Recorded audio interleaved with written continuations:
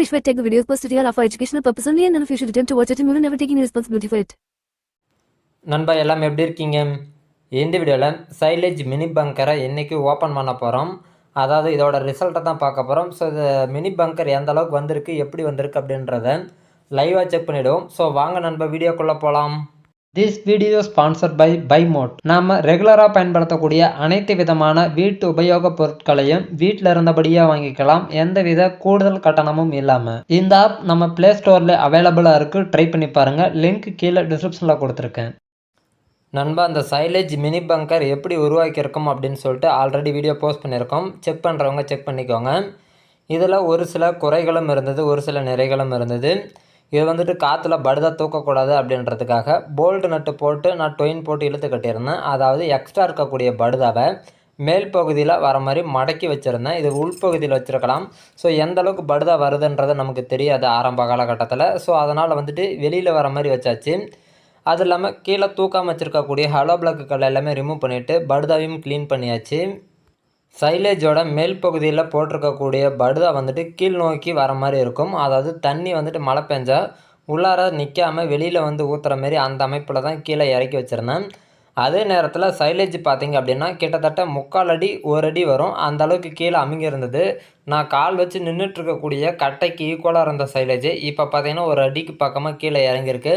So படுதா வந்துட்டு damage ஆகிடக்கூடாது அப்படின்றதுக்காக மேல் பகுதியில் இருக்கக்கூடிய கல்லை எல்லாமே ரிமூவ் பண்ணியாச்சு. படுதா செவுத்தோட 2 ஓரங்களிலும் வெளிப்பகுதியில் தொங்கிட்டு இருக்கிறதுனால நமக்கு எந்தவித பிரச்சனையும் இல்லை. அதாவது மழை தண்ணி வந்துட்டு உள்ளார வராது. ஸோ அதனால் பிரச்சனை இல்லை. இப்போ வந்துட்டு நம்ம வந்துட்டு தேவைக்கு தகுந்த மாதிரி படுதாவை வந்துட்டு மேலே தூக்கி வச்சுக்கலாம். வேலை முடிஞ்ச பிறகு நம்ம வந்துட்டு படுதாவை கீழே இறக்கி வச்சுக்கலாம். அதாவது சைலேஜ் நம்ம டெய்லியும் எடுக்கிற மாதிரி நம்ம வந்துட்டு படுதாவை சுருட்டி வச்சுக்கலாம். வேணுன்ற பட்சத்தில் நம்ம அப்பப்போ கீழே படுதாவை நீட்டிக்கலாம், இறக்கிக்கலாம். அதாவது மழை பெய்யுது அப்படின்னா கீழே இறக்கிக்கலாம். அதே போல் அமைப்பில் சுருட்டி மேலே வச்சிட்றேன். நண்பா நம்ம ஆல்ரெடி போட்டிருக்கக்கூடிய சாம்பிளில் பார்த்திங்கன்னா நம்ம சைலேஜ் போடும்போது தார் பாய் இல்லை ரைன் பேப்பர் ஏதாவது வச்சோம்னா மேலே மண்ணை கொட்டி அதுக்கு மேலே வெயிட்டுக்காக ஹலோ பிளாக் கல் இதே போல் வைப்போம். இந்த பகுதியில் அதே போல் கொட்ட முடியல, ஏன்னா போதுமான இறக்கம் பத்தலை அப்படின்றதான் உண்மை. ஏன்னா நம்ம கொட்டும் போது மண் வந்துட்டு நிற்காது, இறக்கம் வந்துட்டு ஓரளவு வெர்டிகலாக இருக்க மாதிரி இருந்தது. ஸோ அடுத்ததாக வரக்கூடியதில் அந்த பிரச்சனையை சரி பண்ணிக்கலாம். நண்பா சின்ன சின்ன தொட்டிகளை பயன்படுத்தி நம்ம தீவனப்புள்ள கொண்டெல்லாம் செஞ்சுருந்தோம். அப்போ பார்த்திங்கன்னா சைலேஜை க்ளோஸ் பண்ணுறதுலேருந்து பொதுவாகவே பார்த்திங்கன்னா நமக்கு எந்த வித பிரச்சனையுமே ஃபீல் ஆகலை. ஆனால் பெரிய தொட்டியாக போடும்போது பார்த்திங்கன்னா நமக்கு நிறைய பிரச்சனைகளை சந்திக்க வேண்டியதாக இருந்தது. அதாவது சைலேஜை க்ளோஸ் பண்ணுறதாகட்டிலும் மற்றபடி பார்த்திங்கன்னா நம்ம ஃபஸ்ட் டைமாக பண்ணுறதுனால புதுவிதமான நிறைய பிரச்சனைகளை அப்போதைக்கே நம்ம ஃபீல் பண்ணியிருந்தோம். நம்ம ஃப்யூச்சரில் போடக்கூடிய தொட்டி எந்த சைஸில் வேணும்னாலும் இருக்கலாம். ஆனால் இப்போ போடக்கூடிய சைஸில் இது வரைக்கும் போடுறதில் இதெல்லாம் பெரிய தொட்டி. ஸோ அதனால் பார்த்திங்கன்னா கொஞ்சம் சட்ட ரீதியான சிக்கல்களெல்லாம் சந்திக்க வேண்டியதாக இருந்தது. ஸோ அது எல்லாமே சமாளித்து வந்தாச்சு. இப்போ தெரியக்கூடிய ஜூஸ் தண்ணி பார்த்திங்கன்னா மேலே ஒரு படுதா போட்டு மூடி இருந்தோம். அந்த படுதாவில் பார்த்திங்கன்னா வேர்த்து வரும்போது அந்த தண்ணி வெளியில் போகிறதுக்கு வழி இல்லாமல் இதில் வந்துட்டு ஜூஸ் மாரி ஃபார்ம் ஆகிட்டு இருந்தது. அதுதான் அதே போல் சைடில் பார்த்திங்கன்னா இருக்கக்கூடிய படுதாவை லெஃப்ட் ரைட் அப்படின்ற மாரி மடக்கி உள்பகுதியில் சுருட்டின்னு அப்படியே வச்சிட்றேன். இது வந்துட்டு நம்ம சைலேஜ் குறைய அப்படியே படுதாவும் சுருட்டிட்டு போயிடுறோம் அப்படின்னா அடுத்தது சைலேஜ் போடும்போது இது நம்ம அப்படியே ரீயூஸ் பண்ணிக்கலாம். இப்போ வந்துட்டு நான் எந்தவித செலவும் அதிகப்படுத்தாமல் முடிஞ்சளவு குறைந்த செலவில் இந்த சைலேஜ் பண்ணியிருக்கேன். ஃப்யூச்சரில் பார்த்திங்கன்னா கொஞ்சம் செலவு பண்ணினாலும் சரி பெரிய அளவில் நீட்டாக பண்ணணும் அப்படின்ற மாரி ஒரு சைலேஜ் அமைப்புக்காக வந்திருக்கேன். இது வந்துட்டு மேல் பகுதியை ரிமூவ் பண்ணும்போது கெட்டு போயிருந்த சைலேஜ். இந்த சைலேஜ் பார்த்திங்கன்னா தீவன புல்லை வந்துட்டு தண்ணி சரியாக பாயாமல் இருந்த தட்டை வந்துட்டு கொஞ்சம் லேசான வெயிட்டில் இருந்தது. அந்த தட்டைகள் வந்துட்டு பச்சையாக தான் இருந்தது, ஆனால் வெயிட் வரல.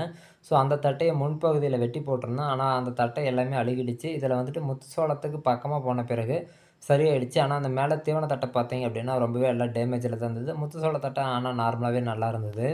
நண்பா நம்ம சைலேஜ் உருவாக்கும் போது நீங்கள் அந்த வீடியோவை பார்த்தீங்கன்னா புரியும். அதாவது நான் சைலேஜ் வந்துட்டு டேரெக்டாக ஃப்ளாட்டாக போட்டு நான் நீட்டி கொண்டு வரல. நான் வந்துட்டு கரெக்டாக ஒவ்வொரு மீட்டர் அளவுக்கு ஹைட் ஏற்றி அடுத்தது பக்கத்து லேயராக ஜாயிண்ட் பண்ணி தான் கொண்டு வந்திருந்தேன். அந்த ஜாயிண்டில் பார்த்தீங்கன்னா அப்படின்னா லேசாக கெட்டு போயிருந்த மாதிரி ஒரு ஃபீலாக இருந்தது. லாஸ்ட்டாக போட்ட ஜாயிண்ட் அதே ஃபீல் தான் எனக்கு கிடச்சிது. இந்த சைலேஜ் ஓட்டின பிறகு முன்பகுதியில் பார்த்திங்கன்னா தீவன புல் போட்டிருந்தோம். அது ஒரு வேளை லேசான அடர்த்தியில் இருந்ததுனால ஸோ ஒரு வேளை அது கெட்டு போனதுனால கூட காத்தோட்டம் பார்த்தாமல் இங்கே கெட்டு போயிருக்கும் அப்படின்ற மாரி ஒரு ஃபீல் கிடச்சிது. இன்னும் பார்த்திங்கன்னா இது இடையில உள்ளார 2 ஜாயிண்ட் இருக்குது. ஸோ அந்த 2 ஜாயிண்ட்டை நம்ம பிரித்தோம்னா இன்னும் நமக்கு ஒரு தீர்க்கமான ஒரு முடிவு கிடைக்கும். இப்போ வந்துட்டு இந்த சைலேஜ் வந்துட்டு பார்த்திங்கன்னா ரொம்பவே தெரியும், நல்லாவே இருக்குது. கோல்டன் கலரில் சூப்பராக இருக்குது. இன்னும் உள்ளார போக போக கலர் ரொம்ப அட்ராக்ஷன்லாம் பயங்கரமாக இருந்தது.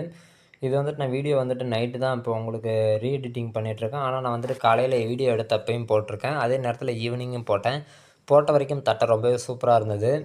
இதில் நம்ம வீட்டில் இருக்கக்கூடிய கால்நடைகள் எல்லாமே ஒன்றுக்கு ஒன்று போட்டி போட்டுக்கிட்டு சாப்பிட்டுது. அதாவது நம்ம தட்டையை வந்துட்டு ஃபஸ்ட்டில் போடுற மாட்டுக்கு போட்டுட்டு லாஸ்ட்டில் போடுற மாட்டுக்கு போடும்போது பார்த்திங்கன்னா ஃபஸ்ட்டில் போட்ட மாடு அதுங்காட்டி சாப்பிட்டே முடிச்சிடுது. அந்தளவுக்கு வேகமாக சாப்பிட்டுட்டு இருந்தது. இப்போ மேல் பகுதியில் தெரிகிற கெட்டுப்போன மாரி இருக்கக்கூடிய அமைப்பை வந்துட்டு இப்போதைக்கு நான் கட் பண்ணலை. நான் வந்துட்டு கீழே இருக்கக்கூடிய அமைப்பை ஃபஸ்ட்டு கட் பண்ணி டேரெக்டாக எடுத்து க்ளீன் பண்ணிக்கிறேன். அதை ஸ்ட்ரைட் வியூவில் வச்சுக்கிறேன். அதுக்கப்புறம் மேல் பகுதியில் இருக்கக்கூடிய அமைப்பு கெட்டு போனதை அப்புறம் ரிமூவ் பண்ணிக்கலாம். இப்படி பண்ணுறதுனால பார்த்திங்கன்னா நம்ம ஒரே நேரத்தில் சைலேஜ் எல்லாமே ஓப்பன் பண்ணுறதுனால அதே நேரத்தில் புழங்க முடியாமல் போயிடும். இப்படி நம்ம தேவைக்கு தகுந்த மாதிரி படிப்படியாக ஓப்பன் பண்ணுறதுனால சைலேஜ் வந்துட்டு அதிகமாக வேஸ்ட் ஆகாமல் நம்ம பங்கரை கரெக்டாக மேனேஜ் பண்ணி உள்ளார கொண்டு போகலாம். ஸோ அதனால் பார்த்திங்கன்னா கரெக்டாக இருக்கும். இது அடுத்ததாக வரக்கூடிய வீடியோஸில் பார்த்திங்கன்னா நம்ம கண்டினியூவாக சைலேஜை வந்துட்டு எடுத்துகிட்டு இருக்கும்போது உள்கூட்டியே இருக்கக்கூடிய அமைப்பில் அடுத்தது ரீஜாயிண்ட் 2 பண்ணியிருக்குன்னு சொன்னாலே அந்த அமைப்பில் வந்துட்டு ஏதாவது ப்ராப்ளம் நடந்திருக்கு அப்படின்னா அது என்ன நடந்திருக்கு ஏது நடந்திருக்கு அப்படின்றத பார்த்துட்டு ஒரு அண்டர்ஸ்டாண்டிங் வந்த பிறகு உங்களுக்கு அடுத்த வீடியோஸில் அப்டேட் பண்ணுறேன். இப்போ பார்த்தீங்கன்னா கால்நடைகளுக்கு கொடுக்கும்போது எந்த அளவுக்கு சாப்பிடுது அப்படின்றத பார்த்துருப்பீங்க. இப்போ சைலேஜ் ஓப்பன் பண்ணின பிறகு அடுத்த கொஞ்ச நேரத்துக்குள்ளே வந்துட்டு மாட்டுக்கு இந்த சைலேஜை போட தொடங்கியாச்சு. அதே போல் ஈவினிங்கும் போட்டது. ஆனால் அதை வந்துட்டு வீடியோவாக ஷூட் பண்ணலை. இதை வந்துட்டு நம்ம கண்டினியூ 2 நாள் கொடுக்கும்போது மாட்டுக்கு வரக்கூடிய பால்லேயும் உங்களுக்கு வித்தியாசம் தெரியும். அதாவது அதிகமாக கிடைக்கும். ஆல்ரெடி இதே போல் நான் போட்டிருந்தேன். ஆனால் அப்போ வந்துட்டு ரிசல்ட் நல்லாவே கிடச்சிருந்தது. அப்போ வந்துட்டு நான் சைலேஜில் போடலை. சைலேஜ் போட்டுகிட்டு இருந்த அதாவது ரெடி பண்ணிகிட்டு இருந்த டைமில் முத்து சோள தட்டையவே டேரெக்டாக வெட்டி போட்டிருந்தேன். நார்மலாக வந்துட்டு தீவனப்பில் சாப்பிட்றதுக்கும் முத்து சோள தட்டை சாப்பிட்றதுக்குமே பால் வித்தியாசம் அதிகமாக தெரிஞ்சுது. இப்போ மக்காச்சோள தட்டையை டேரெக்டாக சைலேஜாக போடும்போது அதோட தன்மை மாறாமல் அதோட நியூட்ரிஷன் தன்மை மாறாமல் டேரெக்டாக நமக்கு அப்படியே மாடுக்கு கிடைக்கும். ஸோ அதனால் பார்த்திங்கன்னா அதே போல் பால் உற்பத்தியும் அதிகமாக இருக்கும் நம்புகிறேன். ஸோ எந்த அளவுக்கு ரிசல்ட் இருக்குது எல்லாமே அடுத்ததாக வரக்கூடிய வீடியோஸில் உங்களுக்கு டீட்டெயிலாக அப்டேட் பண்ணுறேன். நானும் 2 நாள் புழங்குறேன் அப்படின்ற பட்சத்தில் எனக்கும் தெளிவான ஒரு தகவல் கிடைக்கும். கண்டிப்பாக அதை அடுத்தடுத்த வரக்கூடிய வீடியோஸில் உங்களுக்கு அப்டேட் பண்ணுறேன். மாடு பார்த்திங்கன்னா கெட்டுப்போன தட்டையை ஒதுக்கி வச்சிருது. நான் இதுவரையில் சொன்ன தகவல் உங்களுக்கு பயனுள்ளதாக இருக்கின்ற பட்சத்தில் சேனலை மறக்காமல் ஃபாலோ பண்ணிக்கோங்க. ஃப்யூச்சர் அப்டேட்டை மிஸ் பண்ணாமல் தெரிஞ்சுக்கலாம். நன்றி நண்பா.